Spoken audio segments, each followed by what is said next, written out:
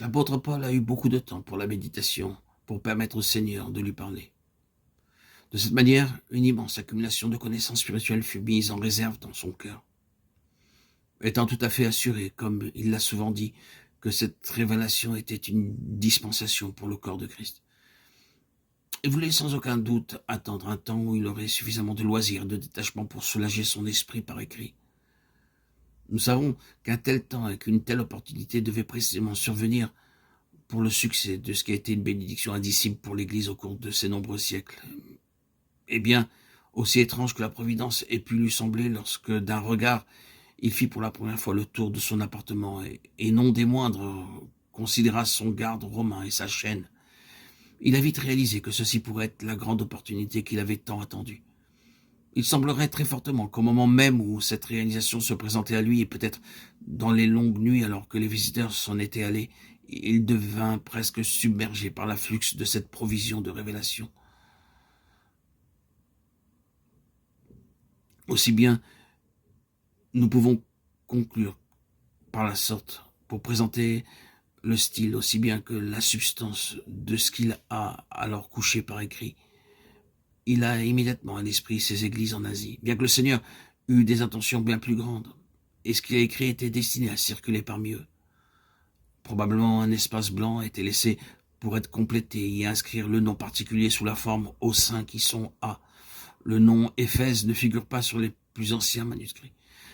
Il y a peu de doute, cependant, que ce débordement de cœur n'eut une direction spéciale en faveur de cette église à Éphèse, tellement importante et tellement influente spirituellement. Ce détail peut être d'importance secondaire dans la perspective de l'intention divine, tellement plus grande par le moyen de cette inspiration. En tant que première impression, c'est son style qui a une grande importance. L'épître aux Éphésiens, ainsi appelée, est écrite en termes superlatifs. Regardez certains de ces superlatifs. L'infinie grandeur de sa puissance, 1,19. La plénitude de celui qui remplit tout en tous, 1,23. L'infinie richesse de sa grâce, 2,7. Les richesses incompréhensibles de Christ, 3,8. La largeur, la longueur, la profondeur et la hauteur, l'amour de Christ qui surpasse toute connaissance, toute la plénitude de Dieu, 3,18, 19. Infiniment, au-delà de tout ce que nous demandons ou pensons, 3,20. Au-dessus de tous les cieux, afin de remplir toutes choses, 4,10. La stature parfaite de Christ, 4,13. Cette église glorieuse sans tache ni ride, dit rien de semblable, 5,27. N'avons-nous pas raison de dire que l'homme était tout à fait incapable de contenir la plénitude qui était sienne? Cela transparaît non seulement par ses expressions, mais aussi par sa forme grammaticale. Il débutera sur un sujet et ensuite, lorsqu'une pensée supplémentaire lui viendra à l'esprit, il divergera et changera de sujet, sans reprendre le précédent fil de sa pensée, jusqu'à ce qu'il arrive à un certain point. Dans le Nouveau Testament, la plus longue phrase sans un point se trouve dans cet épître. Il est trop rempli et trop empressé pour s'arrêter à des considérations techniques littéraires. Les vannes des masses d'eau sont ouvertes et comme un torrent, il déverse cette plénitude si longtemps contenue.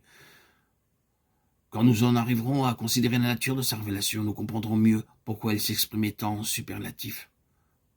Pour le moment, nous ne faisons que signaler la force de son désir de faire connaître cette révélation.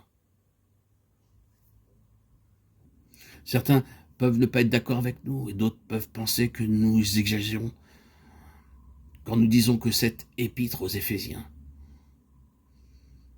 est le plus grand document jamais écrit.